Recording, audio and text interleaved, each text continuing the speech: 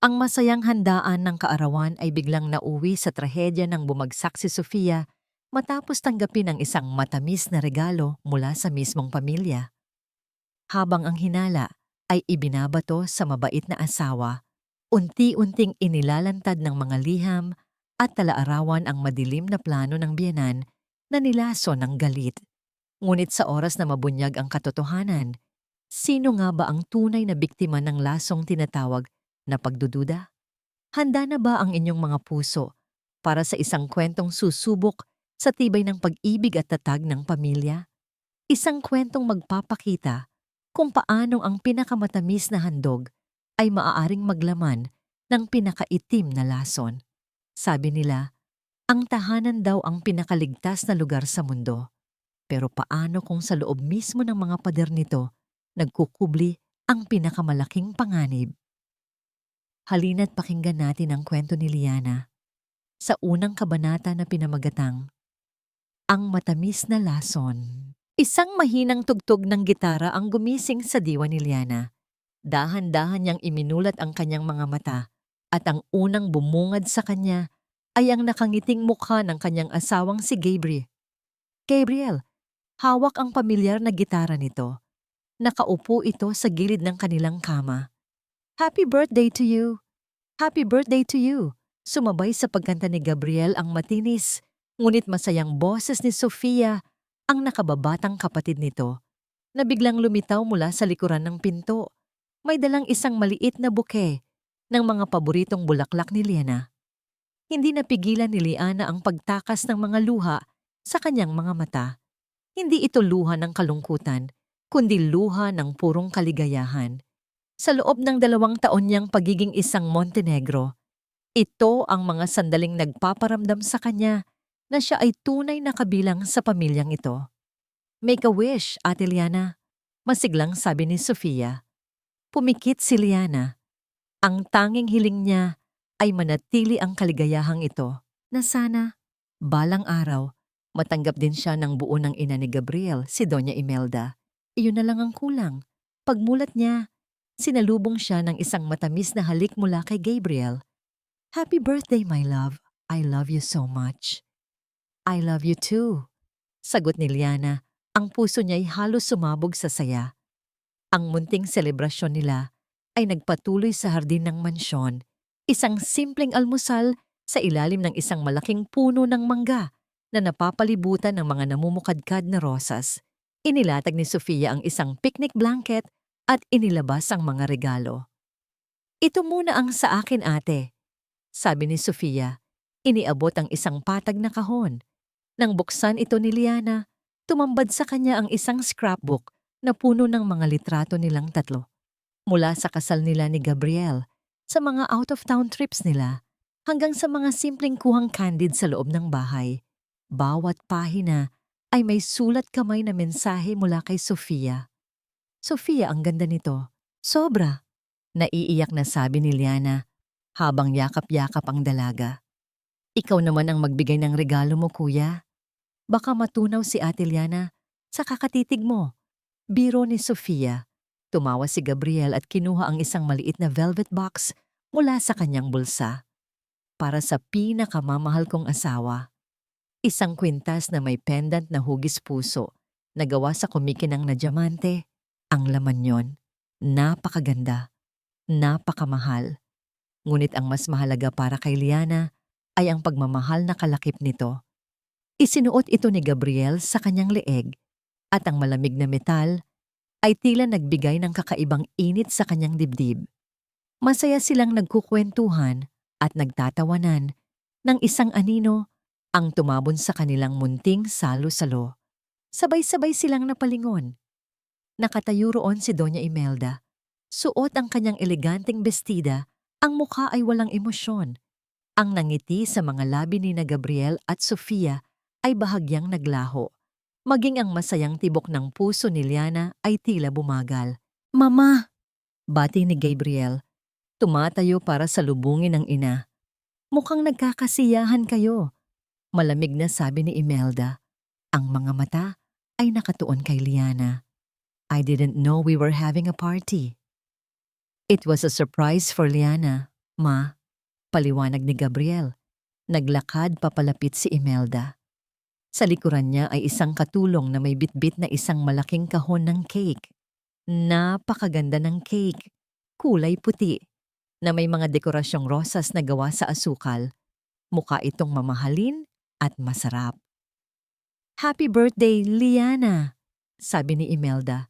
Ngunit ang nangiti sa kanyang mga labi ay hindi umabot sa kanyang mga mata. "I hope you get everything you deserve." May kakaibang diin sa huling salita. Naramdaman iyon ni Liana, ngunit pinili niyang huwag pansinin. "Salamat po, Mama. Nag-abala pa po kayo." Hindi abala iyon. A mother always wants what's best for her son's family, sagot ni Imelda, bago ibinaling ang tingin kay Gabriel. Ang tensyon ay halos mahahawakan sa kapal. Si Sofia ang bumasag sa katahimikan. "Wow! Ang ganda ng cake, Lola. Paborito ni Ate Liana ang red velvet." Masayang sabi ng dalaga. Hindi alintana ang namumuong tensyon. Ngumiti si Imelda. Isang nangiting na ngayon lang nakita ni Liana. Isang nangiting tila may itinatagong sekreto. "I know. I made sure it's her favorite." Kukunin na sana ni Gabriel ang kutsilyo para hiwain ang cake nang pigilan siya ni Sofia. "Teka, kuya. Wag muna. Itago muna natin to.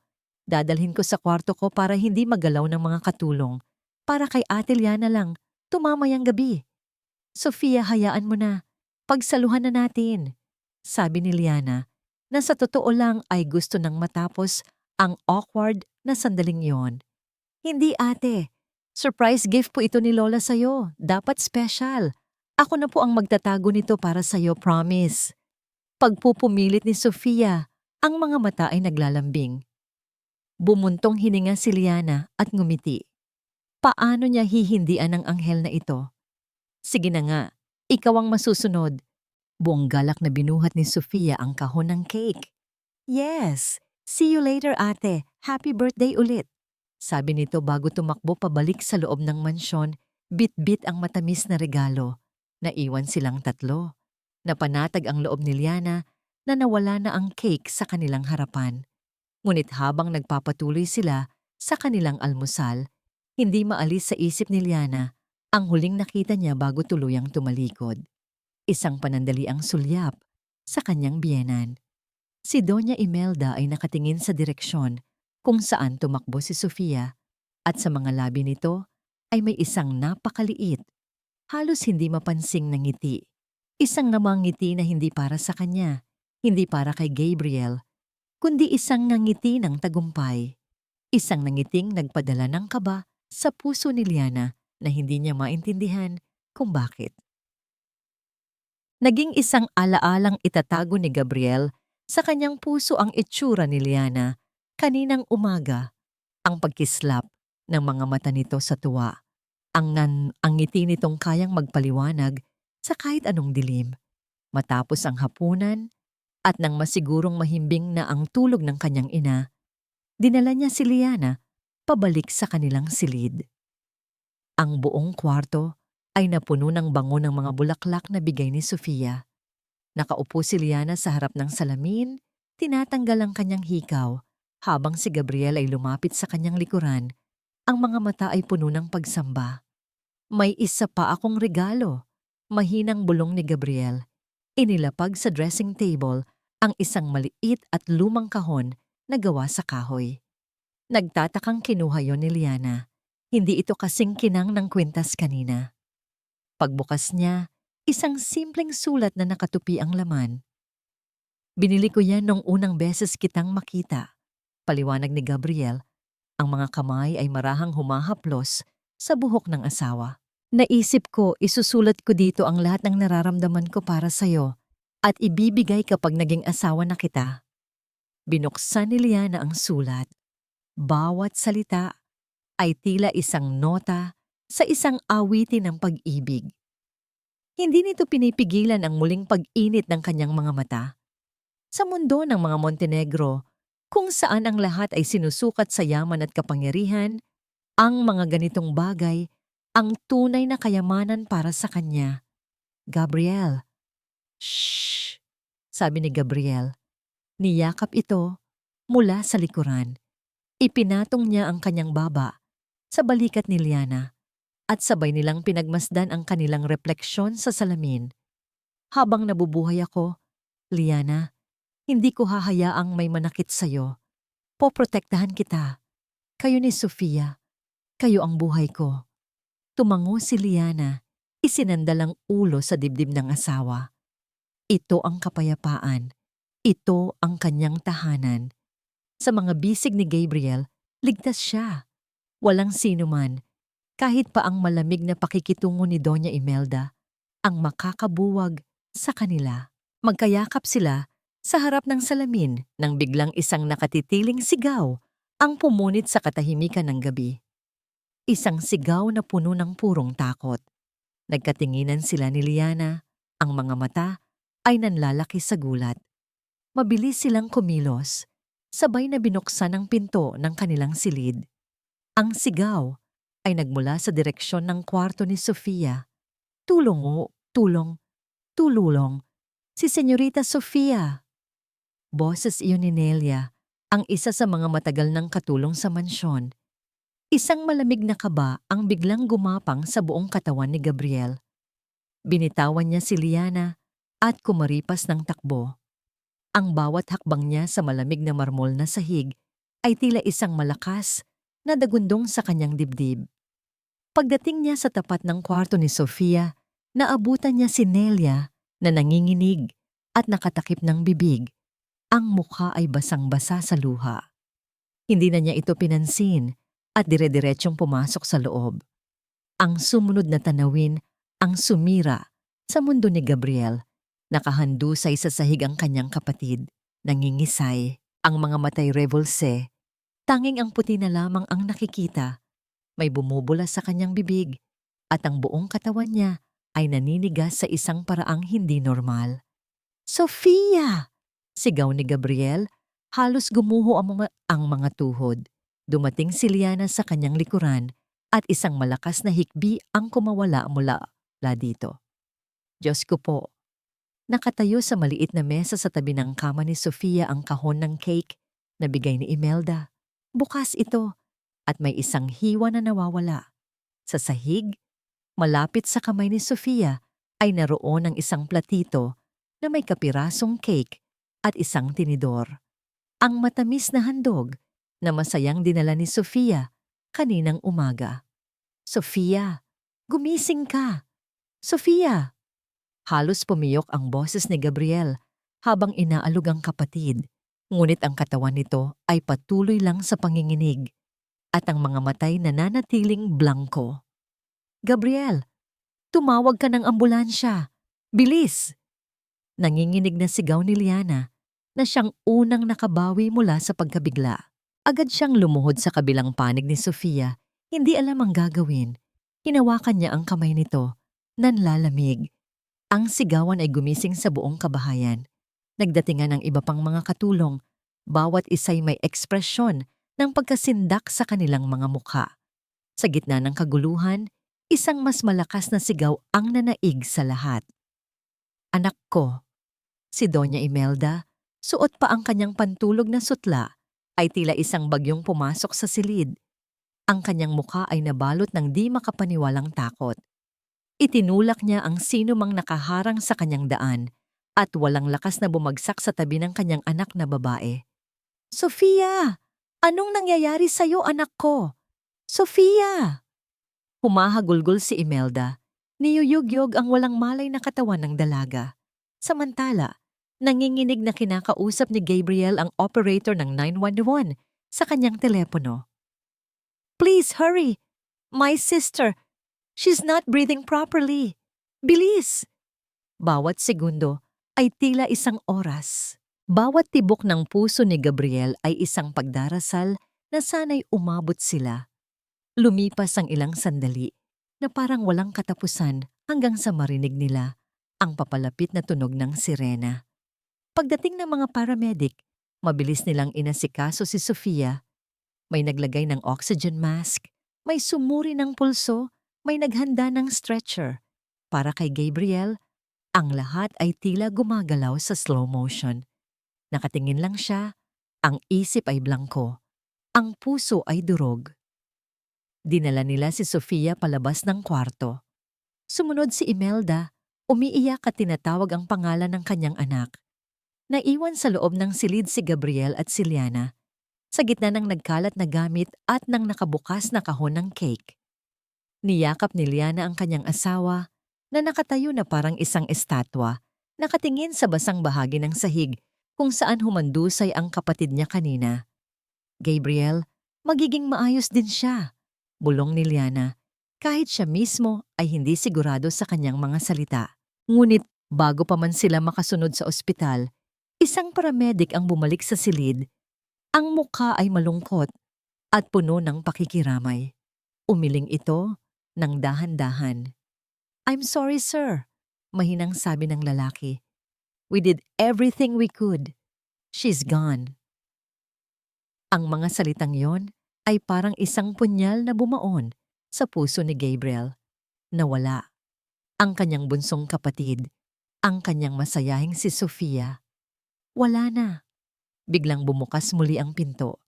Si Imelda, na inaalalayan ng dalawang katulong, ay pumasok na parang isang multo. Ang kanyang pag-iyak ay huminto. Ang kanyang muka ay blangko. Naglakad siya papalapit sa kanila. Ang mga mata ay nakapako sa isang direksyon. Hindi kay Gabriel, kundi kay Liana. Sa gitna ng hindi maipaliwanag na sakit at pagdadalamhati, sa gitna ng katahimikang pumalit sa kaguluhan, tumayo si Imelda sa harap ni Liana. Itinaas niya ang kanyang nanginginig na kamay at itinuro ang asawa ng kanyang anak. Ang mga mata niya, na kanina'y puno ng luha ng isang ina na nawalan ng anak, ay biglang nagbago. Ito'y naging dalawang nagbabagang uling. Isang tingin na puno ng galit na hindi pa kailanman nakita ni Gabriel. Isang tingin na hindi nagtatanong, kundi sumisisi. Ang dating masaya at maningning na mansyon ng mga Montenegro ay nabalot na ngayon ng mabigat na katahimikan. Ang tanging maririnig ay ang mga mahihinang bulong ng dasal at ang mga pigil na hikbi ng mga nakikiramay. Ang hangin ay mabango sa amoy ng mga puting bulaklak, mga rosas, lila at sampagwita. Ngunit para kay Liana, ang amoy na iyon ay amoy ng kamatayan. Nakatayo siya sa isang sulok, nakatingin sa puting kabaong kung saan nakahimlay ang payapang katawan ni Sofia. Nakasuot ito ng paboritong puting bestida, ang muka ay payapa, na parang natutulog lang na isang anghel. Ngunit alam ni Liana na hindi na ito muling gigising. Hindi na niya maririnig ang masayang tawa nito. Hindi na mararamdaman ang mahigpit na yakap nito. Ang puso ni Liana ay parang isang bato sa kanyang dibdib, mabigat at manhid. Paulit-ulit na naglalaro sa kanyang isipan ang mga huling sandali. Ang masayang nangiti ni Sofia habang bitbit ang cake, ang nakakakilabot na sigaw, ang itsura nito sa sahig, at ang tingin ni Doña Imelda. Ang tingin na yon, ang pinakamasakit sa lahat. Isang tinging tumutusok, nanghuhusga. Isang kamay ang marahang humawak sa kanyang balikat. Si Gabriel. Ang mukha ng kanyang asawa ay haggard. Ang mga mata ay namumugto. Sa nagdaang 2 araw, para silang dalawang estranghero na magkasama sa iisang bubong, parehong nalulunod sa sarili nilang dagat ng pighati. "Kumain ka na ba?" tanong ni Gabriel. Ang boses ay paos. Umiling lang si Liana. Paano siya makakakain? Paano siya makakatulog? Hinawakan ni Gabriel ang kanyang kamay. Malamig. Tulad ng kamay ni Sofia bago ito tuluyang mawala. Napapikit si Liana sa sakit. Ang kanilang tahimik na sandali ay natigil nang may lumapit sa kanilang isang lalaking nasa edad 40, maikli ang buhok, at may matatalas na mga matang tila kayang basahin ang nasa loob ng isipan mo. Nakasuot ito ng simpleng polo at slacks. "Mr. and Mrs. Montenegro?" Magalang na tanong ng lalaki. "Ako po si Detective Rafael Cruz. Maaari ko po ba kayong makausap saglit?" Tumango si Gabriel. Iginiya sila ng detective sa isang mas tahimik na bahagi ng sala, malayo sa mga nakikiramay. Nakikiramay po ako sa pagkawala ni Sofia, panimula ni Detective Cruz. Kailangan ko lang po sanang itanong ang ilang mga bagay para sa aming investigasyon. Investigasyon? Nagtatakang tanong ni Gabriel. Aksidente ang nangyari. Sinabi ng mga doktor na heart failure. Initial findings pa lang po yun, sir. Paliwanag ng detective. Pero base sa report ng mga paramedic at sa klase ng sintomas na ipinakita niya, may posibilidad na lason ang sanhi ng kanyang pagkamatay. Hinihintay pa namin ang official result ng autopsy. Lason. Ang salitang yon ay parang isang bombang sumabog sa pagitan nilang tatlo. Napahawak si Liana sa kanyang bibig. Ang mga tuhod ay nanlambot. Si Gabriel naman ay napasandal sa pader, hindi makapaniwala. Sinong gagawa nun sa kapatid ko? Nanginginig na tanong ni Gabriel. Doon na nagsimulang magtanong ang detective. Kinuha niya ang salaysay ni Gabriel, pagkatapos ay ang mga katulong. Si Liliana ang huling kinausap niya ng sarilinan. Mrs. Montenegro, sabi ni Detective Cruz. Ang boses ay kalmado, ngunit may bigat. Maari niyo po bang ikwento sa akin ang lahat ng nangyari noong araw na yon? Mula sa simula. Sinabi ni Liana ang lahat. Ang sorpresa sa umaga, ang mga regalo, ang pagdating ni Doña Imelda dala ang cake, ang pagpilit ni Sofia na ito ang magtabi ng cake. Bawat detalye ay malinaw sa kanyang isipan. Wala siyang itinago. Wala naman siyang dapat itago. Habang siya ay nagsasalita, mula sa kanyang kinauupuan, ay tanaw niya sa kabilang dulo ng kwarto sina Gabriel at Doña Imelda na magkausap. Nakaupo ang biyanan niya, umiiyak, habang si Gabriel ay nakaluhod sa harap nito. Hawak ang mga kamay. Isang perpektong larawan ng isang mag-inang nagdadalamhati.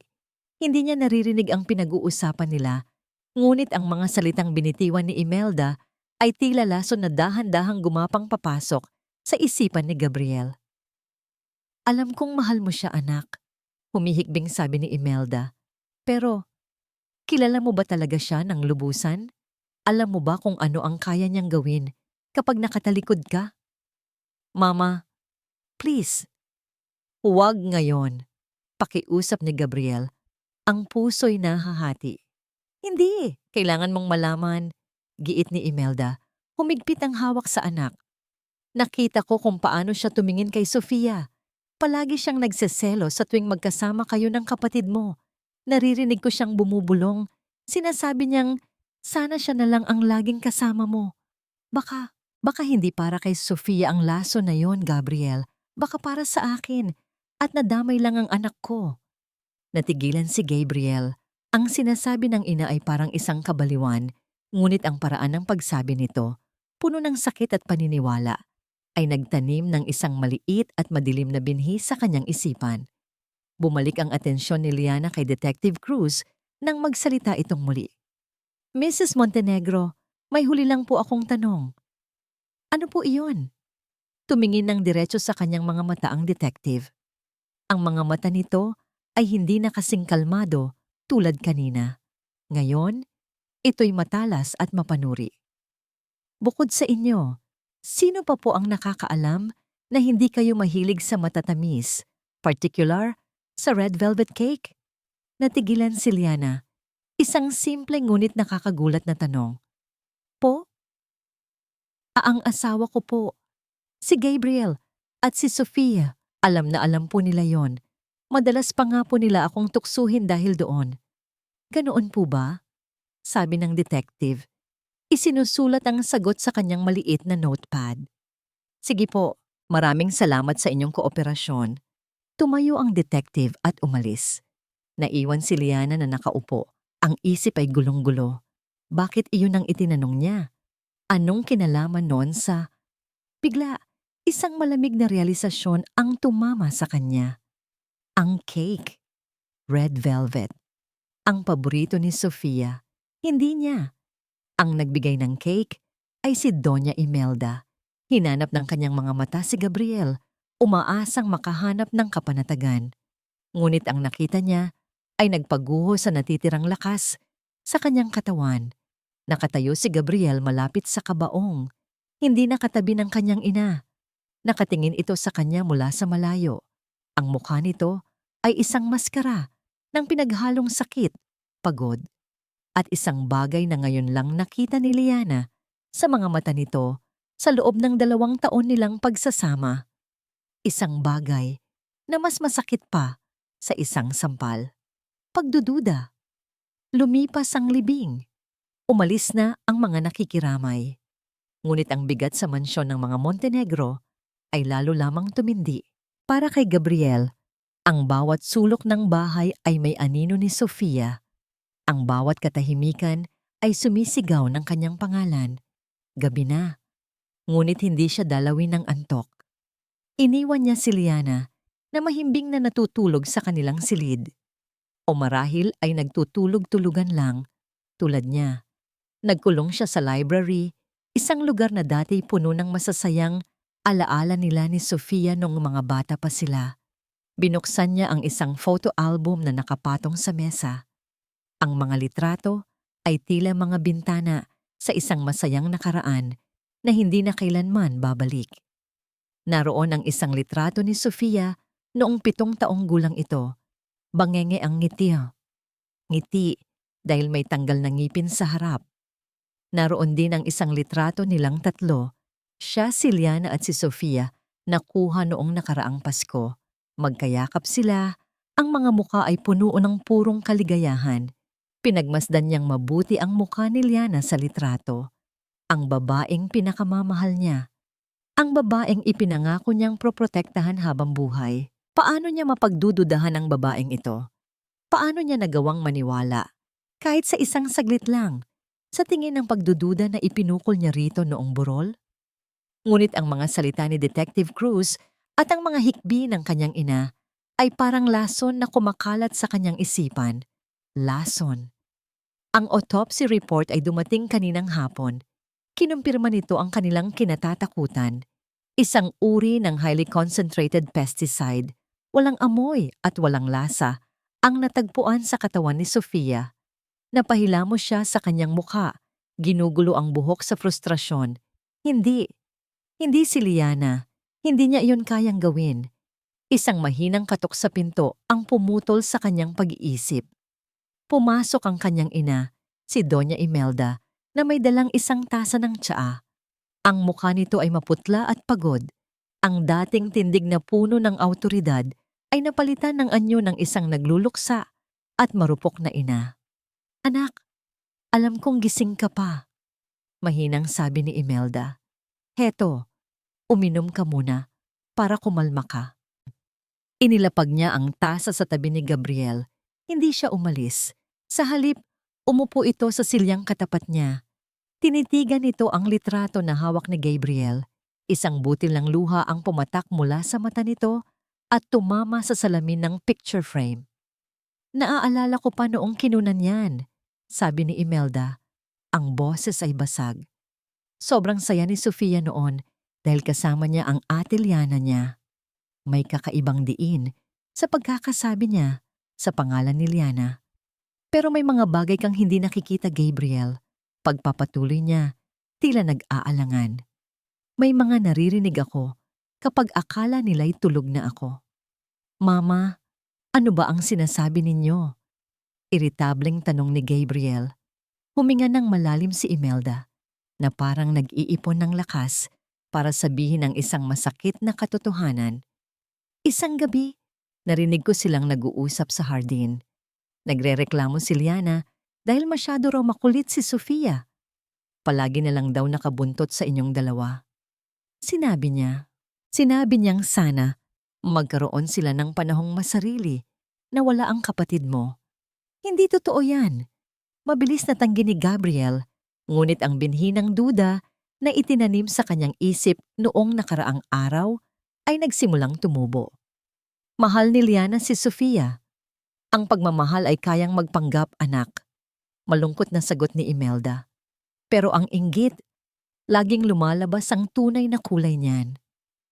Bago pa man makasagot si Gabriel, isang mabilis na katok ang narinig nila sa pinto at pumasok si Nelia, ang katulong na unang nakakita kay Sofia. Ang mukha nito ay namumutla sa takot. Senyora, Senyorito Gabriel, nanginginig na sabi nito. May nakita po ako. Ano yon, Nandin Nelia? Tanong ni Imelda. Naglilinis po ako sa labas. Malapit po sa garden kung saan laging nag-aalaga ng mga rosas si Senyorita Liana. Paliwanag ni Nelia. Halos hindi makahinga. Nang itapon ko po ang basura, may nakita po akong isang bote sa pinakailalim ng basurahan. Bote po ng pamatay insekto. Bukas po ang takip at halos wala na pong laman. Natigilan ang mundo ni Gabriel. Ang hardin ni Liana. Isang bote ng lason. Ang mga salita ng kanyang ina. Ang lahat ay tila mga piraso ng isang palaisipan na bumubuo sa isang imaheng ayaw niyang makita. Tumayo siya, ang mga kamay ay nakakuyom. Hindi niya pinansin ang tawag ng kanyang ina. Mabilis niyang tinungo ang kanilang silid. Naabutan niya si Liana na nakaupo sa kama, gising at naghihintay sa kanya. Ang mga mata nito ay puno ng pag-aalala. Gabriel, saan ka galing? Okay ka lang ba? Hindi siya sumagot. Sa halip, tumayo siya sa harap nito. Ang dibdib ay sumisikip sa halo-halong emosyon. Pagmamahal, galit, pagkalito, pighati. Liana, sabi niya, sinisikap na panatilihing kalmado ang kanyang boses, ngunit nabigo siya. May kailangan kang sabihin sa akin. Ano yon? Nagtatakang tanong ni Liana. Tumatayo para salubungin siya. Ang lason na pumatay kay Sofia. Pesticide. Sabi ni Gabriel, bawat salita ay parang kutsilyong humihiwa sa sarili niyang lalamunan. At may nakitang bote ng pesticide sa basurahan, malapit sa hardin mo. Ang kulay ay unti-unting nawala sa mukha ni Liana. Napahawak siya sa poste ng kama para suportahan ang sarili. Ano? Gabriel, anong ibig mong sabihin? Bakit may ganoon doon, Liana? Tanong ni Gabriel. Ang boses ay tumataas na. Totoo ba ang sinabi ni Mama? Na nagseselos ka kay Sofia? Na naiirita ka sa kanya? Hindi. Hindi totoo yan. Umiiyak na sagot ni Liana. Umaagos ang mga luha sa kanyang mga pisngi. Gabriel, kilala mo ako. Paano mo iisipin ang ganyang bagay? Mahal na mahal ko si Sofia. Alam mo yan. Pero lahat ng ebidensya sa'yo nakaturo. Sigaw ni Gabriel, ang kontrol niya sa sarili ay tuluyan nang nawala. Walang ebidensya dahil wala akong ginawang masama. Yumuko si Gabriel, hinawakan ang kanyang ulo. Ang isip niya ay naguguluhan. Gusto niyang maniwala kay Liana. Buong puso niya itong gustong paniwalaan. Ngunit ang mga patong-patong na pangyayari ay lumilikha ng isang napakadilim na duda. Tumingin siyang muli sa kanyang asawa. Ang mga mata ay puno ng pagmamakaawa. Liana, pakiusap. Sabihin mo sa akin ang totoo. Nasa loob ng kanyang maliit at siksik na opisina, si Detective Rafael Cruz napapaligiran ng mga bunton ng folder ng kaso. 2:00 na ng madaling araw, ngunit ang kanyang isip ay mas gising pa kaysa sa karamihan ng mga tao sa buong Bacolod City. Sa harap niya ay nakalatag ang lahat ng ebidensya at testimonya tungkol sa kaso ng pagkamatay ni Sofia Montenegro.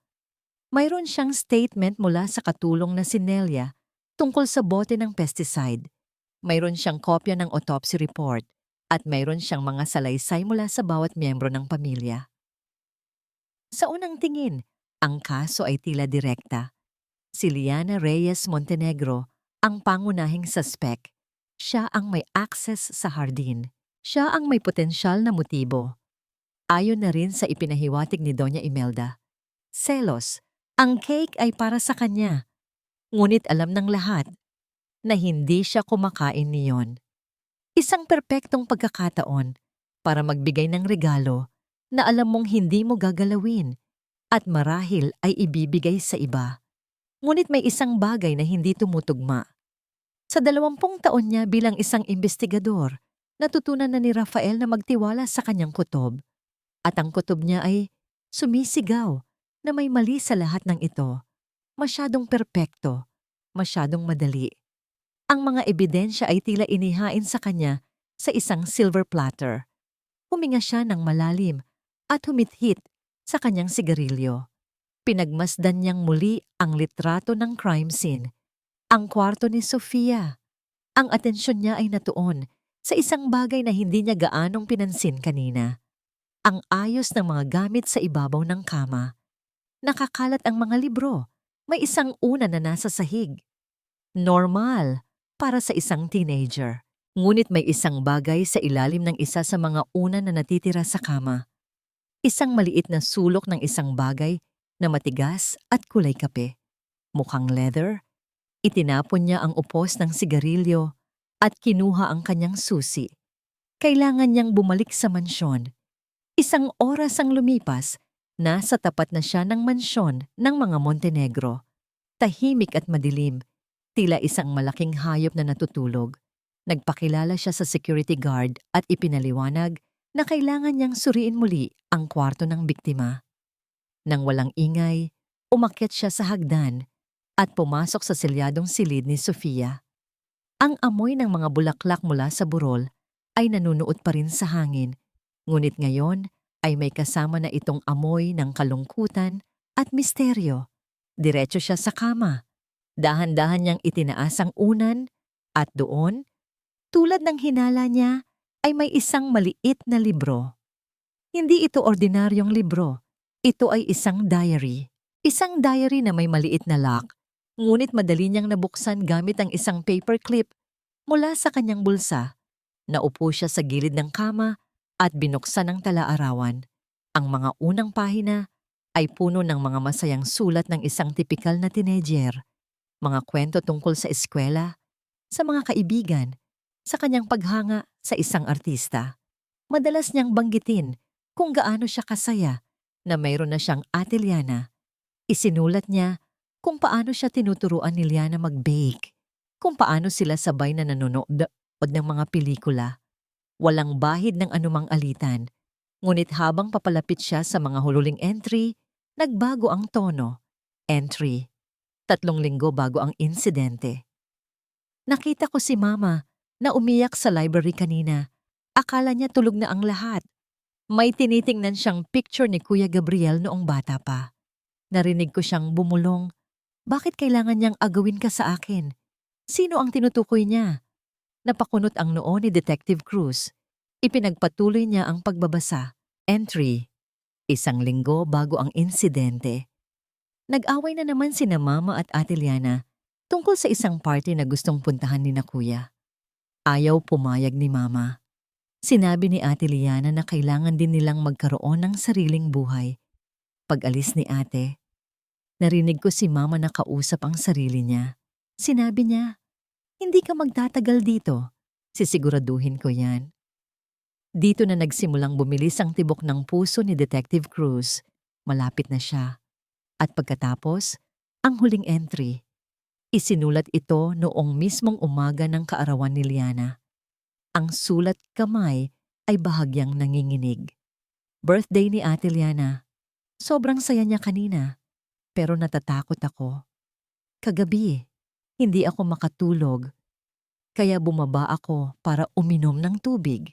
Dumaan ako sa office ni Mama. Bukas ang pinto ng kaunti. Nakita ko siyang may kausap sa telepono. Nag-o-order siya ng cake.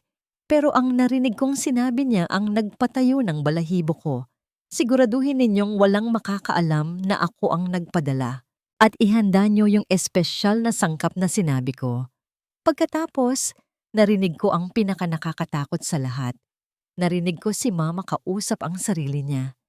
Sinabi niya na, sana mawala na lang si Ate Liana. Natatakot ako. Ano ang ibig niyang sabihin?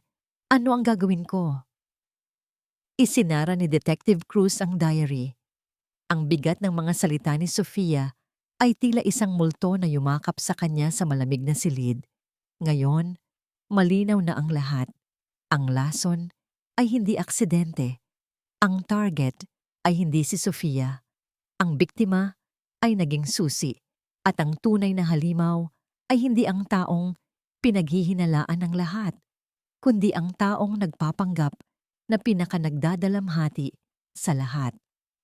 Tumayo si Detective Cruz, hawak ng mahigpit ang diary. Tumingin siya sa labas ng bintana.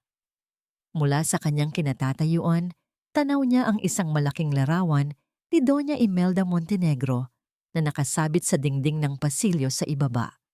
Ang mga mata nito sa portrait ay tila nakatingin sa kanya, may ngiti ng isang banal. Ngunit alam na ni Rafael Cruz ang katotohanan. Sa likod ng ngiting iyon ay nagtatago ang isang demonyo. Ang kaso ay hindi pa tapos. Sa katunayan, ngayon pa lang ito magsisimula. Ang bawat araw na lumilipas sa loob ng mansyon ay isang parusa para kay Liana. Ang dating tahanan na pangarap niya ay naging isang malamig na kulungan. Ang mga pader ay tila may mga mata at tainga, at bawat anino sa pasilyo ay tila isang nang-uusig na multo. Siya ang biktima na nawalan ng isang minamahal na kapatid. Ngunit sa mata ng lahat, unti-unti siyang nagiging kontrabida. Pinakamasakit sa lahat ang pagbabago ni Gabriel. Ang dating mainit na yakap nito ay napalitan ng distansya. Ang dating matatamis na salita ay naging matitipid at walang buhay. Sinubukan niyang kausapin ito ng masinsinan, ngunit palagi itong may dahilan para umiwas. Isang umaga, naabutan niya itong nag-aalmusal mag-isa sa malaking dining table. Tahimik siyang umupo sa tapat nito. Ang agwat sa pagitan nila ay hindi lang ilang pulgada ng lamesa, kundi milya-milyang pagdududa at sakit. Gabriel, mahina niyang simula. Kailangan nating mag-usap. Hindi ito nag-angat ng tingin mula sa kanyang tasa ng kape. Pagod ako, Liana. Marami akong inaasikaso. Pagod ka o iniiwasan mo ako? Diretsyang tanong ni Liana. Ang boses ay nanginginig. Hindi na ako makahinga sa bahay na to, Gabriel. Ang mga katulong, naririnig ko silang nagbubulungan kapag dumadaan ako.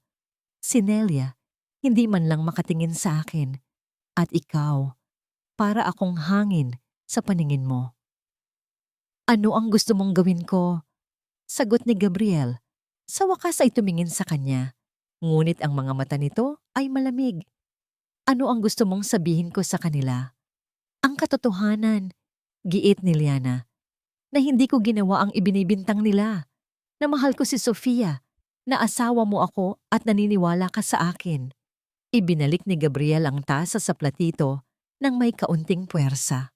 Paano ako maniniwala kung pati ako naguguluhan na, Liana? Pagkatapos ng mga salitang yon, tumayo siya at umalis. Iniwan si Liana na mag-isa sa malawak at walang buhay na silid, kasama ang pagkaing tila lasang karton sa kanyang panlasa. Ang pakiramdam ng pagiging isa ay lalong tumindi sa paglipas ng araw. Isang hapon, habang naglalakad siya sa pasilyo, narinig niya ang tawanan ng dalawang katulong mula sa kusina. Ngunit nang maramdaman nila ang kanyang presensya, ang tawanan ay biglang naputol at napalitan ng isang hindi komportableng katahimikan. Doon na napuno si Liana. Hindi na niya kaya. Kailangan niyang kausapin si Gabriel. Kailangan nilang ayusin ito kung mayroon pa mang dapat ayusin.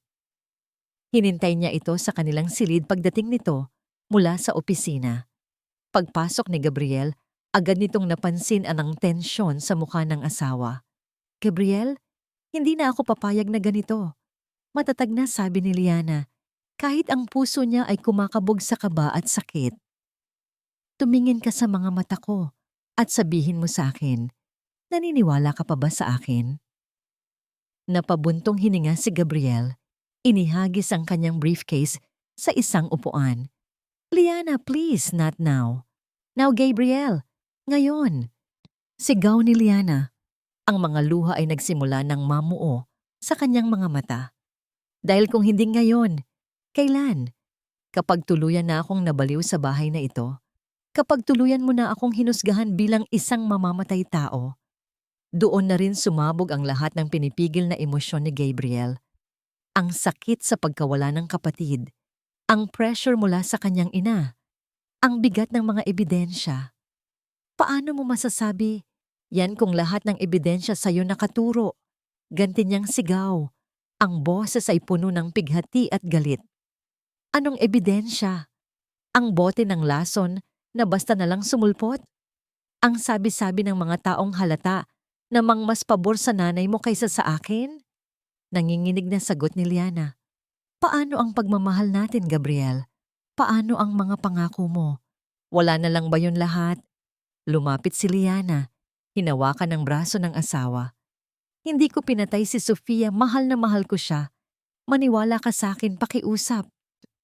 Itinabig ni Gabriel ang kamay niya, hindi dahil sa galit, kundi dahil sa sobrang sakit na nararamdaman. Ang makita si Liana na umiiyak sa harap niya ay parang pagdurog sa sarili niyang puso. Ngunit ang imahe ng kapatid niyang nangingisay sa sahig ay hindi maalis sa kanyang isipan. Hindi ko na alam, Liana. Hindi ko na alam kung ano ang paniniwalaan ko. Sabi niya, ang boses ay basag. Mula sa bahagyang nakabukas na pinto ng silid, tahimik na nanonood si Doña Imelda. Hindi nila napansin ang presensya nito. Sa kanyang mukha ay may isang munting ng ngiti ng tagumpay. Ang lason na inilagay niya sa cake ay pumatay kay Sofia. Ngunit ang lason ng pagdududa na itinanim niya sa isip ni Gabriel ang siyang unti-unting pumapatay sa pagsasama ng dalawa. At iyon, para sa kanya, ay isang mas matamis na tagumpay. Nang makita niyang nasa bingit na ng pagkasira ang relasyon ng dalawa, alam niyang oras na para sa kanyang huling akto. Habang magkaharap sina Liana at Gabriel, parehong basang-basa sa luha at walang masabi, isang mahinang tunog ang naririnig nila mula sa pinto. Anak! Sabay silang napalingon. Nakatayo roon si Imelda, hawak ang kanyang dibdib. Ang mukha ay biglang namutla. Ang kanyang mga mata ay nanlalaki na parang nahihirapang huminga. Ma? Gulat na tanong ni Gabriel. Ang puso ko. Hirap na sabi ni Imelda. Pagkatapos ng mga salitang iyon, ang kanyang mga mata ay pumuti at ang katawan niya ay walang lakas na bumagsak sa sahig. Amoy ng antiseptic, ang walang katapusang puti ng mga pader, ang ritmikong tunog ng heart monitor. Ito ang mundong ginagalawan ni Gabriel sa loob ng 6 na oras. Nakaupo siya sa isang hindi komportabling upuan sa labas ng private room ng kanyang ina. Ang ulo ay nakasandal sa malamig na pader. Ang mga mata ay nakapikit. Ngunit ang isip ay hindi mapakali. Ang sigawan nila ni Liana, ang pagbagsak ng kanyang ina, paulit-ulit, tila isang sirang plaka na nagpapatugtog ng pinakamasakit na bahagi ng kanyang buhay. Mr. Montenegro? Napamulat si Gabriel, isang doktor na may balbas at salamin, ang nakatayo sa harap niya. Ito ang personal na doktor ng kanilang pamilya, isang taong pinagkakatiwalaan ni Imelda sa loob ng maraming taon. Doc, kamusta si Mama? Agad na tanong ni Gabriel, tumatayo. Huminga ng malalim ang doktor, inaayos ang kanyang salamin. Stable na ang kondisyon niya. We managed to control her blood pressure, pero hindi maganda ang nakita namin sa mga resulta. Your mother suffered from what we call stress-induced cardiomyopathy. Minsan, tinatawag din itong broken heart syndrome. Broken heart? Ang matinding emosyonal na stress, tulad ng pagdadalamhati at pag-aalala, ay maaaring magdulot ng biglaang panghihina ng puso. Delikado ito, Gabriel, paliwanag ng doktor. Ang boses ay seryoso. Ang puso niya ngayon ay sobrang babasagin. Isa pang matinding stress, isa pang malakas na emotional shock, at baka hindi na niya kayanin. Ang bawat salita ng doktor ay parang isang suntok sa sikmura ni Gabriel. Siya, ang pag-aaway nila ni Liana. Siya ang dahilan. Ang stress na yon, siya ang nagdulot niyon sa kanyang ina. Anong dapat naming gawin, Doc? Halos pabulong na tanong ni Gabriel. Iwasan ang anumang bagay na maaring magdulot sa kanya ng stress. Kailangan niya ng kapayapaan, tahimik na kapaligiran, walang sigawan, walang pagtatalo, mariing sabi ng doktor. Iuuwi niyo siya sa isang giyera, Gabriel, at para mo na rin siyang sinentensyahan ng kamatayan. Pagkaalis ng doktor, pumasok si Gabriel sa silid. Nakahiga si Imelda, may nakakabit na kung ano-anong tubo sa kanyang katawan. Mukha siyang mahina, marupok. Ibang-iba sa makapangyarihang matriarch na kilala niya. Dahan-dahan nitong iminulat ang mga mata. Anak, Mama, magpahinga na po kayo, sabi ni Gabriel, umuupo sa tabi nito at hinawakan ng kamay. Ang away ninyo ni Liana? Hirap na sabi ni Imelda, may namumuong luha sa gilid ng kanyang mga mata. Hindi ko na kaya, Gabriel. Hindi ko kayang makita na sinisira niya ang pamilya natin. Shhh, huwag niyo na pong isipin yon. Hindi, giit ni Imelda. Humigpit ang hawak sa kamay niya. Pamilya natin ito. Ang alaala ng papa mo. Ang alaala ni Sofia. Kailangan mong protektahan kung ano man ang natitira sa atin. Tumingin ito sa kanya. Ang mga mata ay puno ng pagsusumamo. Anak, protektahan mo ang pamilya natin. Ang mga salitang iyon ay ang huling patak na nagpaapaw sa baso. Ang bigat ng responsibilidad, ang bigat ng kasalanan, lahat ay nasa balikat niya. Habang nagmamaneho pa uwi, nagsimulang pumatak ang ulan. Ang bawat patak sa windshield ay tila isang luha ng langit. Nakikidalamhati sa desisyong kailangan niyang gawin. Pagpasok niya sa mansyon, sinalubong siya ng isang nakabibinging katahimikan. Nakita niya si Liana sa loob ng dating silid ni Sofia. Nakaupo ito sa sahig, napapaligiran ng mga damit at gamit ng kapatid niya. Dahan-dahan nitong tinutupi ang bawat damit at inilalagay sa isang malaking kahon. Hindi para itapon, kundi para itago. Para alagaan. Nang makita siya nito, tumayo ito. Ang mga mata nito ay namumugto, ngunit walang bahid ng galit, tanging pag-aalala. Gabriel, kamusta ang mama mo? Hindi siya makatingin ng diretsyo. Tumingin siya sa kahon na puno ng damit ni Sofia. Magiging okay siya, pero kailangan niya ng kapayapaan. Tumango si Liana, tila naiintindihan ang ibig niyang sabihin. Alam ko, pasensya na sa nangyari kanina. Hindi ko sinasadya. Nanatili silang tahimik sa loob ng ilang sandali. Ang tanging maririnig ay ang malakas na buhos ng ulan sa labas at ang sarili nilang mabibigat na paghinga. Alam ni Gabriel na kung hindi niya ito sasabihin ngayon, hindi na niya ito masasabi kailanman. Liana? Simula niya, ang boses ay halos hindi lumabas. Pinilit niyang mag-ipon ng lakas. Tumingin siya sa sahig, sa dingding, kahit saan, huwag lang sa mga mata nito. Siguro mas mabuti kung umalis ka muna. Ang katahimikan na sumunod ay mas masakit pa sa kahit anong sigaw. Naramdaman niyang natigilan si Liana. Hinintay niya itong sumigaw, magalit, magtanong. Ngunit wala. Nang sa wakas ay nag-angat siya ng tingin, nakita niya ang itsura ni Liana.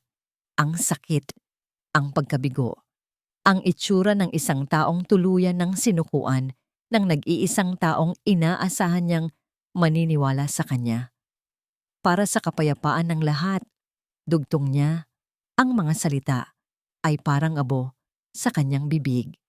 Isang butil ng luha ang pumatak mula sa mata ni Liana, ngunit mabilis niya itong pinunasan. Hindi ito nagsalita. Sa halip, dahan-dahan itong tumango. Isang tango na bumasag sa puso ni Gabriel nang higit pa sa inaasahan niya. Walang salita. Lumabas si Liana sa silid ni Sofia. Sinundan niya ito ng tingin. Pumasok ito sa kanilang kwarto. Pagkalipas ng ilang minuto, lumabas ito.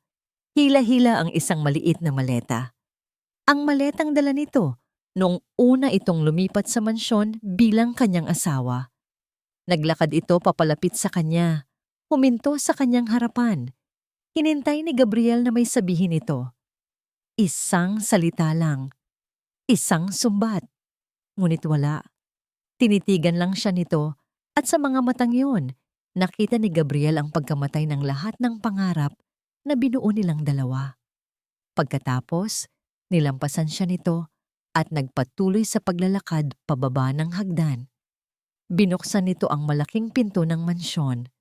Ang malakas na tunog ng ulan ay pumasok sa loob. Isang hakbang at nasa labas na ito, sa gitna ng dilim at ng bumubuhos na ulan. Isinara nito ang pinto sa kanyang likuran at ang huling tunog na naririnig ni Gabriel ay ang mahinang pag-click ng seradura. Naiwan siyang nakatayo sa pasilyo, mag-isa, habang ang kapayapaan na sinasabi niyang hinahanap niya ay nag-iwan ng isang butas sa kanyang dibdib na mas malaki at mas malalim kaysa sa inaakala niya. Ang maliit na silid kung saan siya lumaki ay hindi nagbago.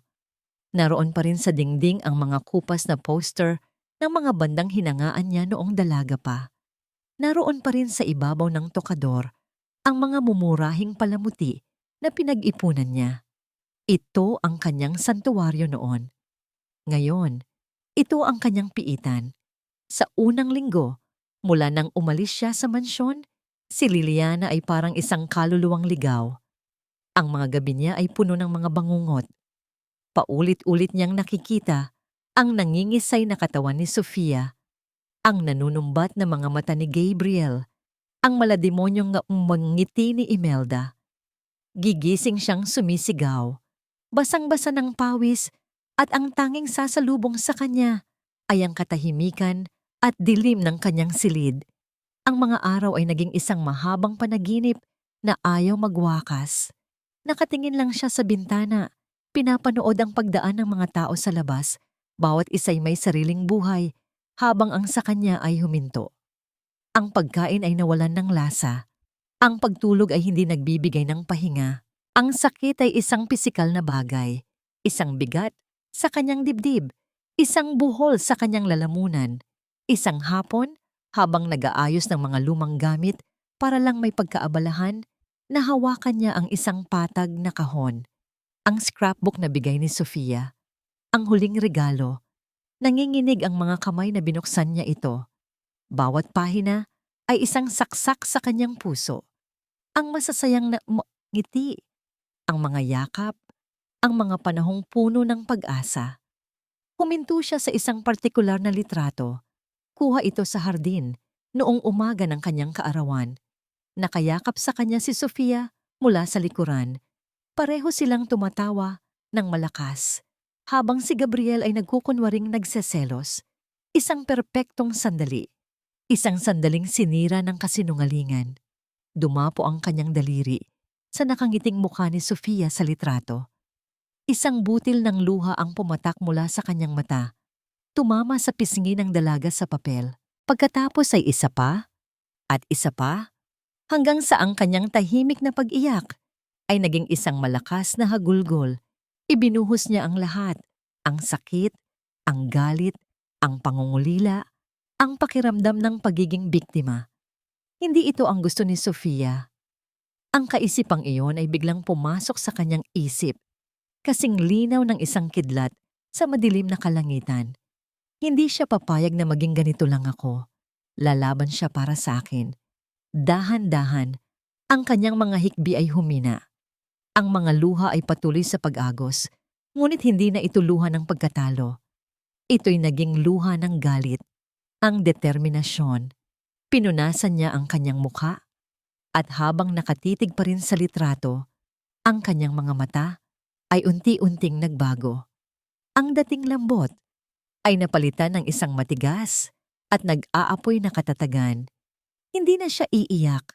Lalaban siya para sa sarili niya, para sa hustisya, at higit sa lahat, para kay Sofia. Isinara niya ang scrapbook at ibinalik sa kahon. Tumayo siya at humarap sa salamin. Ang nakita niya ay isang babaeng pagod, payat, at may malalalim na eye bags. Ngunit sa likod ng lahat ng iyon, Nakita niya ang kislap na matagal nang nawala. Ang kislap ng isang mandirigma. Sinimulan niyang pilitin ang sarili na alalahanin ang bawat detalye ng araw na yon. Bawat salita, bawat tingin, bawat kilos. Paulit-ulit niyang nire-replay ang mga pangyayari sa kanyang isipan. Hinahanap ang isang bagay na hindi tama, isang bagay na nakaligtaan niya. At pagkatapos, naalala niya ang cake. Hindi ang lason sa cake, kundi ang cake mismo.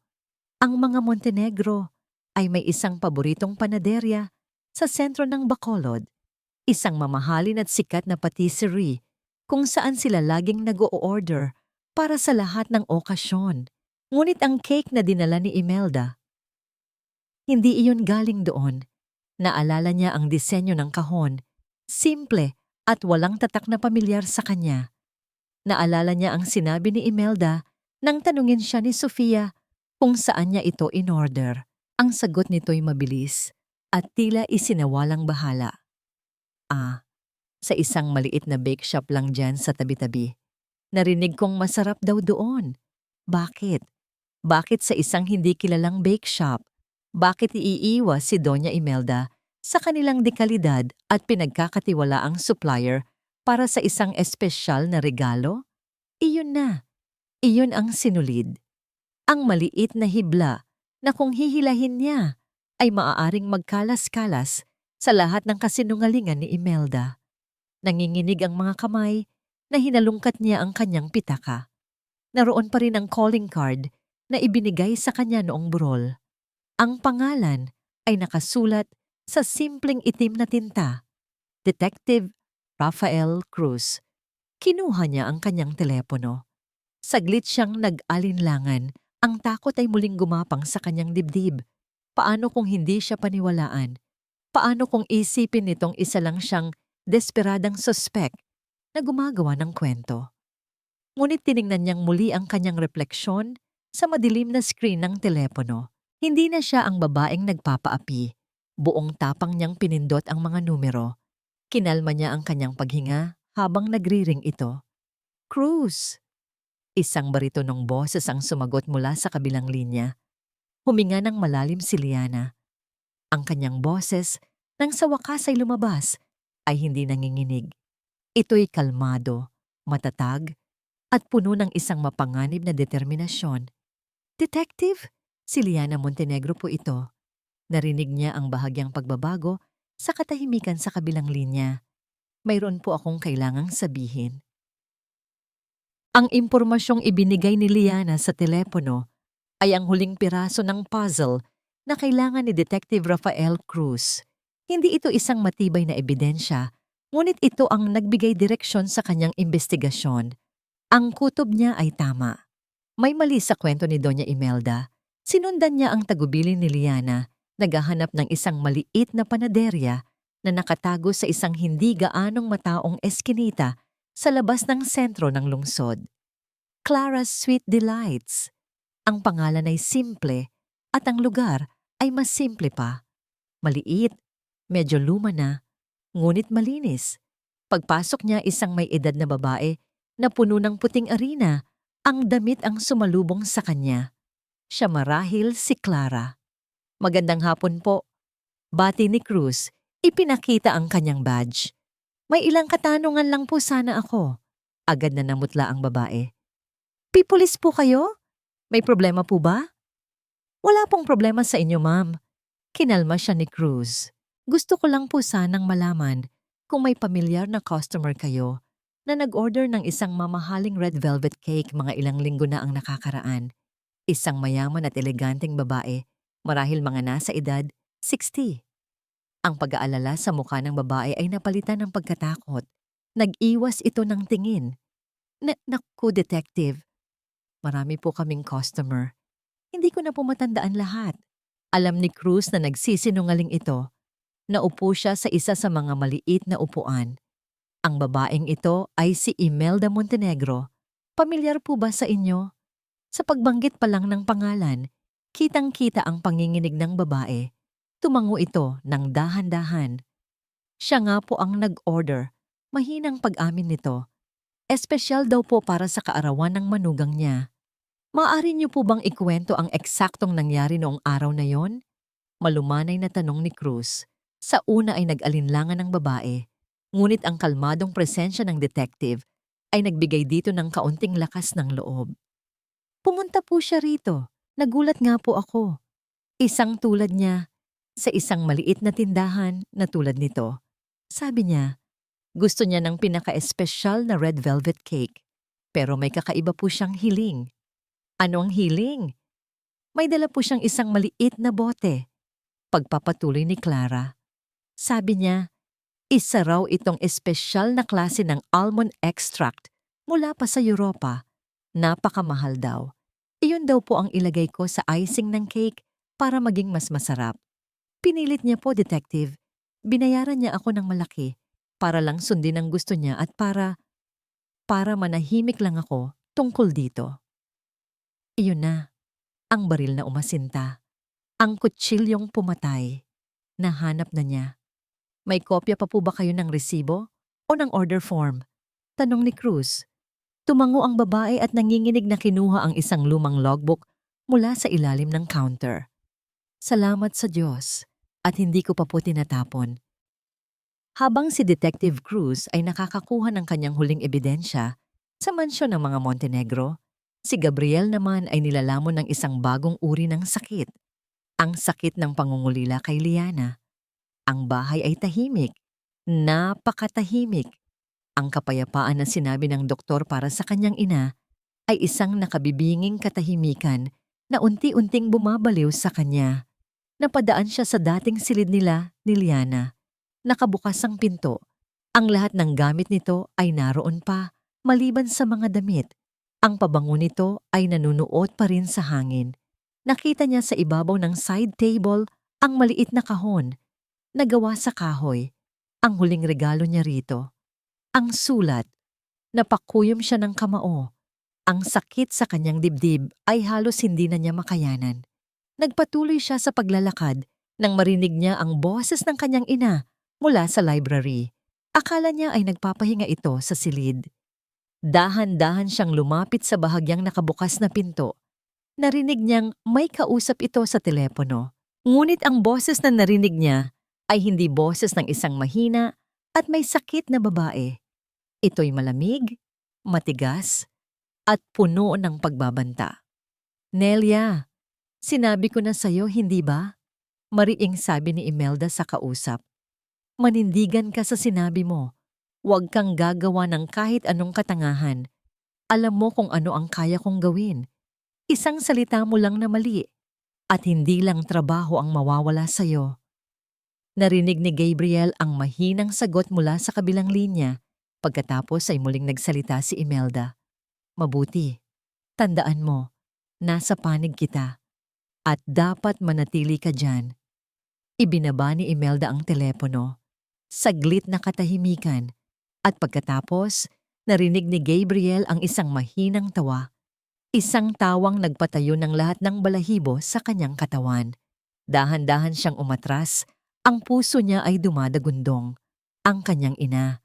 Ang kanyang nagdadalamhating ina. Isang kasinungalingan. Lahat ay isang malaking pagpapanggap. Sa gitna ng kanyang pagkatulala, nag-ring ang kanyang cellphone. Isang hindi pamilyar na numero. Nanginginig niyang sinagot ito. Hello? Mr. Montenegro? Isang seryosong boses ang sumagot. Si Detective Cruz ito. Napahawak ng mahigpit si Gabriel sa telepono. Kailangan po nating mag-usap, sabi ng detective. Ang boses ay direkta at walang paligoy-ligoy. Tungkol sa totoong pumatay sa kapatid ninyo. Ang mga salita ay tumama kay Gabriel na parang isang malakas na sampal. Ang katotohanan, ang totoong pumatay, hindi si Liana. Ang kanyang mga daliri ay biglang nanghina. Ang cellphone ay dumulas mula sa kanyang pagkakahawak at bumagsak sa marmol na sahig. Lumilikha ng isang malakas na ingay sa gitna ng nakabibinging katahimikan ng mansyon. Ang sala ng mansyon ng mga Montenegro ay tila isang entablado para sa isang trahedya. Sa labas, ang kalangitan ay nagpipighati. Ibinubuhos ang galit nito sa anyo ng isang malakas na bagyo. Sa loob, ang hangin ay mas mabigat pa kaysa sa namumuong unos. Nakatayo si Gabriel sa gitna ng sala, parang isang estatwa na gawa sa bato. Hinihintay ang pagdating ng mga bisita. Ilang minuto pa lang ang nakalipas mula nang ibagsak niya ang tawag ni Detective Cruz at ang bawat pagtiktok ng lumang orasan sa dingding ay parang isang martilyong pumupukpok sa kanyang sentido. Nasa itaas pa ang kanyang ina, walang kamalay-malay sa paparating na paghuhukom. Maya-maya, bumukas ang malaking pinto. Pumasok si Detective Cruz kasama ang dalawa pang unipormadong pulis. At sa likuran nila, payong-payong ng isang pulis ay ang babaeng winasak niya ang puso. Si Liana. Ang pagkikita ng kanilang mga mata ay isang pagsabog ng mga emosyong hindi kayang bigkasin ng mga salita. Pagsisisi, pangungulila, sakit. At sa mga mata ni Liana, isang kalmadong katatagan na hindi pa nakikita ni Gabriel dati. Nasaan ang ina ninyo, Mr. Montenegro? Tanong ni Detective Cruz. Ang boses ay formal at walang emosyon. Bago pa man makasagot si Gabriel, isang boses ang narinig nila mula sa itaas ng engrandeng hagdanan. Ano ang ibig sabihin ng lahat ng ito? Bakit may mga pulis sa pamamahay ko? Nakatayo roon si Doña Imelda. Suot ang isang eleganteng roba. Ang mukha ay nagpapakita ng perpektong halo ng pagkalito at pagkainis. Ngunit nang makita niya si Liana sa likuran ng mga pulis, ang kanyang mga mata ay biglang nag-alab sa galit. Anong ginagawa ng babaeng yan dito? Sigaw niya. Pinalayas ko na siya. Gabriel, paalisin mo siya. Mrs. Montenegro, si Detective Cruz ang sumagot. Humakbang pasulong. Narito po kami para imbitahan kayo sa presinto para sa ilang katanungan. Katanungan? Tungkol saan? Taas noong tanong ni Imelda. Tungkol sa pagkamatay ng anak ninyong si Sofia Montenegro. Isang mapait na tawa ang kumawala sa bibig ni Imelda. Nababaliw na ba kayo? Alam na ninyo kung sino ang may kasalanan. Siya. Sigaw niya. Itinuturo si Liana. Siya ang pumatay sa anak ko. Hindi na po ninyo kailangang magpanggap, Doña Imelda. Mahinahong sabi ni Liana. Sa wakas ay nagsalita. Ang kanyang boses ay matatag at malinaw. Ito ang unang pagkakataon na hinarap niya ang kanyang biyenan nang walang takot. Walang hiya ka? Mayroon po kaming testimonya mula sa may-ari ng Clara's Sweet Delights, pagpapatuloy ni Detective Cruz na parang walang narinig. Umamin po siya na kayo ang nag-order ng cake at kayo rin po ang nagpilit na ilagay ang isang espesyal na sangkap na dala ninyo. Ang kulay ay unti-unting nawala sa mukha ni Imelda. Tumingin siya kay Gabriel, ang mga matay ng lalaki, naghahanap ng tulong. Gabriel, anak, hindi totoo yan. Sinisiraan nila ako. Ngunit ang mukha ni Gabriel ay isang blangkong pader. Naalala niya ang narinig niyang pag-uusap sa telepono. At mayroon pa po kaming isang bagay, sabi ng detective. Inilabas ang isang bagay na nakabalot sa isang see-through evidence bag. Ang diary ni Sofia. Sa pagkakita pa lang sa maliit at kulay kapeng talaarawan, si Doña Imelda ay napaurong na parang nakakita ng multo. Iyon na, ang huling pako sa kanyang kabaong. Hindi, pabulong niyang sabi. Nakasulat po rito ang lahat, sabi ni Cruz. Ang takot niya sa inyo, ang mga narinig niya, ang plano ninyong lasunin si Liana. Doon na gumuho ang lahat ng pagkukunwari ni Imelda. Ang maskara ng isang nagdadalamhating ina ay nalaglag at ang lumabas ay ang tunay na mukha ng isang halimaw. Isang mukhang puno ng galit at kabaliwan. Tumingin siya kay Gabriel, ang anak na pinag-alayan niya ng lahat, ang anak na naging sentro ng kanyang mundo, at ang anak na dahilan ng lahat ng kanyang kasalanan. Oo, ako nga. Di yung malingaw-ngaw ang kanyang sigaw sa buong mansyon. Isang sigaw na puno ng lason at pait. Ako nga ang may gawa. Pero hindi ko intensyon na mamatay si Sofia, hindi siya. Napaluhod si Gabriel sa sahig. Ang mga salita ng kanyang ina ay parang mga kutsilyong sabay-sabay na tumusok sa kanyang puso. Ang katotohanan, mas masakit pa sa lahat ng kasinungalingan. Para sa'yo yon, Liana. Sigaw ni Imelda. Ang mga mata ay nanlilisik habang nakatingin sa manugang. Para sa'yo dapat ang lason na yon. Para mawala ka na sa buhay ng anak ko. Naglakad siya pababa ng hagdan, papalapit sa kanila. Ang bawat hakbang ay mabigat. Ginawa ko yon para sa'yo, anak, sabi niya, bumaling kay Gabriel, para mapasa akin ka ulit. Simula nang dumating ang babaeng yan, inagaw ka niya sa akin. Binago niya ang lahat. Sinira niya ang pamilya natin. Hindi, ma. Umiiyak na sagot ni Gabriel, nakatingin sa sahig. Kayo ang sumira sa pamilya natin. Ang mga salitang iyon mula sa sarili niyang anak, ang tuluyang nagwasak kay Imelda. Tumawa siya. Isang tawang nakakakilabot. Isang tawang walang saya. Puno ng kabiguan at pagkasira ng isip. Akin ka lang, Gabriel. Akin ka lang. Nilapitan siya ng mga pulis. Mrs. Montenegro, sumama po kayo sa amin. Hindi na siya nanlaban. Nagpatuloy lang siya sa pagtawa habang isinusuot nila ang posas sa kanyang mga kamay. Habang hinihila siya palabas, ang kanyang mga mata ay nakapako pa rin kay Gabriel. Ang tawa ay unti-unting napalitan ng isang desperadong bulong. Para sa'yo, anak. Para sa'yo. Nang maisara ang pinto, ang tanging naiwan ay ang nakabibinging katahimikan at ang 3 taong winasak ng isang pagmamahal na naging lason. Nakatayo si Liana, ang mga luha ay tahimik na dumadaloy sa kanyang pisngi. Nakaluhod pa rin si Gabriel sa sahig. Ang katawan ay nanginginig sa isang tahimik na pagtangis. Ang kanilang mga mata ay muling nagtagpo sa gitna ng mga guho ng kanilang pamilya. Walang salitang namutawi.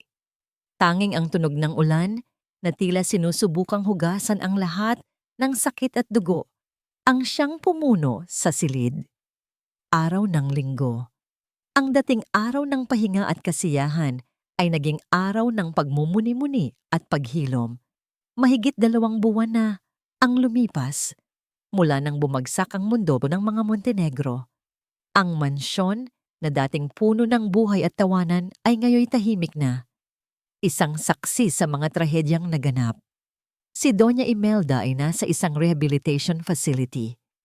Ang kanyang kabaliwan, tulad ng inaasahan, ay ang naging tanging paraan upang makatakas siya sa kanyang mga kasalanan at sa kanyang kapalaran. Si Gabriel ay madalas bumisita, ngunit ang kanilang mga pag-uusap ay puro pagkalito at pighati na lamang. Wala nang dating ina na kinakatakutan at hinahangaan niya. Si Liliana, matapos ang mga araw na paglalakbay pa uwi sa kanyang simpleng tahanan, ay nagsimula ng unti-unting bumangon. Ang sakit ng pagkawala ni Sofia ay naroon pa rin, isang sugat na hindi agad maghihilom. Ngunit ang galit at pagdududa na ipinaranas sa kanya ay unti-unti nang napapalitan ng isang kakaibang uri ng kapayapaan. Ang kapayapaan ng paglaya mula sa paniniil.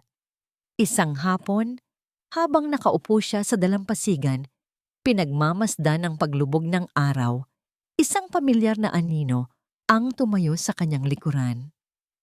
Liana? Napalingon siya. Si Gabriel. Nakatayo ito roon, hindi gaano kalapit, ngunit hindi rin gaano kalayo. Ang dating pagod at pagkalito sa kanyang mukha ay napalitan ng isang tahimik na pagpapasya. Gabriel, mahina niyang sabi, muling ibinaling ang tingin sa dagat. Naglakad ito palapit at umupo sa tabi niya. Hindi masyadong malapit, ngunit hindi rin masyadong malayo. Nagkaroon ng mahabang katahimikan sa pagitan nila na binasag lamang ng tunog ng mga alon. Pasensya na. Sa wakas ay sabi ni Gabriel, ang boses ay basag. Hindi ko alam. kung sapat na ang salitang pasensya para sa lahat ng sakit na naidulot ko sa'yo. Umiling si Liana. Hindi mo kailangang humingi ng tawad, Gabriel. Pareho tayong naging biktima ng mga kasinungalingan. Hindi, maring sabi ni Gabriel. Tumingin sa kanya. Ang mga mata ay puno ng sinseridad. Ako ang may kasalanan. Pinabayaan kong maniwala ako sa duda. Hinayaan kong yurakan nila ang pagmamahal natin. Hinayaan kong mawala ka sa akin. Ang mga luha ay nagsimulang tumulo sa kanyang mga pisngi. Nagsisisi ako, Liana. Sa bawat sandali na hindi ako naniwala sa'yo. Sa bawat salitang masakit na binitiwan ko. Patawarin mo ako. Hindi nagsalita si Liana. Tinitigan lang niya ang lalaking minahal niya ng lubos. Ang lalaking sinaktan siya ng husto, ngunit siya rin ang lalaking nagbigay sa kanya ng pinakamatamis na pagmamahal. Nakita niya ang tunay na pagsisisi sa mga mata nito, ang bigat ng pinagdadaanan nito. Dahan-dahan, inabot niya ang kamay ni Gabriel. Ang pagdududa ay nawala. Ang sakit ay naroon pa rin, ngunit hindi na ito ang nangingibabaw.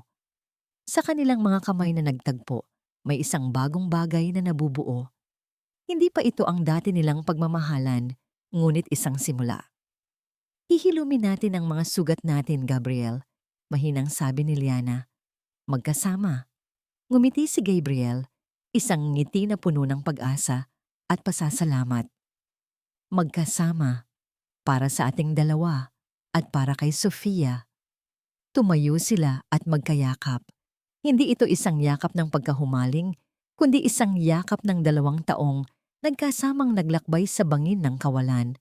At ngayon ay nagsisimulang umakyat pabalik, magkahawak kamay.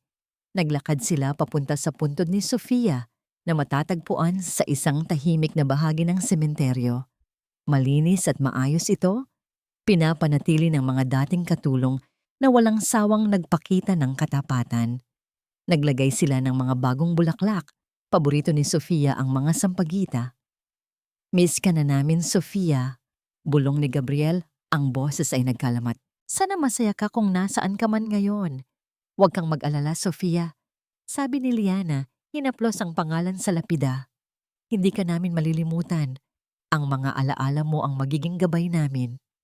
Nang umalis sila sa sementeryo, ang araw ay tuluyan ng lumubog. Ngunit ang kalangitan ay nabahira ng mga kulay ng bagong simula. Ang daan sa hinaharap ay hindi magiging madali. Marami pang kailangang ayusin, maraming kasinungalingan ang kailangang harapin, at maraming sugat ang kailangang pagalingin. Ngunit sa kanilang magkahawak na kamay, sa tahimik na pagkakaintindihan sa kanilang mga mata, may bagong pag-asa na nabuhay. Ang pagmamahal na kanilang pinaniniwalaang namatay ay nagbalik. Hindi na isang mapusok na apoy, kundi isang banayad, ngunit matatag na ningas na magpapainit sa kanilang mga puso sa mga darating na araw. Ang kwento ng pagmamahalan, pagkawala, at pagpapatawad ay nagtapos, ngunit ang kanilang paglalakbay patungo sa paghilom at pagbuo muli ng isang pamilya ay nagsisimula pa lamang. Sa pagtatapos ng kwentong ito, malinaw na ang tunay na lason ay hindi lang nagmula sa isang regalo, kundi sa matagal na kinimkim na galit at pagdududa. Ang kasamaan na binalot ng pagmamahal sa salita ay tuluyang nahubaran ng maskara at ang taong nagbalak manakit ay hinarap ang pinakamabigat na parusa, ang katotohanang siya mismo ang pumatay sa sariling anak. Sa kabilang panig, ang mga pusong inosente na nadungisan ng maling paratang ay unti-unting nakahanap ng liwanag sa gitna ng dilim. Ipinapaalala ng kwentong ito na ang kasamaan ay maaaring magtago sa loob ng pamilya, ngunit hindi ito kailanman magtatagumpay magpakailanman. Darating ang araw na ang katotohanan ang magsasalita, ang masama ay mananagot, at ang mabuti, kahit sugatan, ay bibigyan ng pagkakataong gumaling at magsimulang muli. Ang kapatawaran ay hindi paglimot sa sakit, kundi pagpiling huwag hayaang sirain pa nito ang natitirang buhay. Ngayon, nais naming kumustahin ka Ano ang naramdaman mo sa trahedyang sinapit ni Sofia? Sa tingin mo, paano haharapin ang sugat na dulot ng pagtataksil ng sariling pamilya? Sana ay nasa maayos kang kalagayan ngayon. Ibahagi mo ang iyong saloobin dahil mahalaga sa amin ang iyong damdamin at nandito kami para makinig.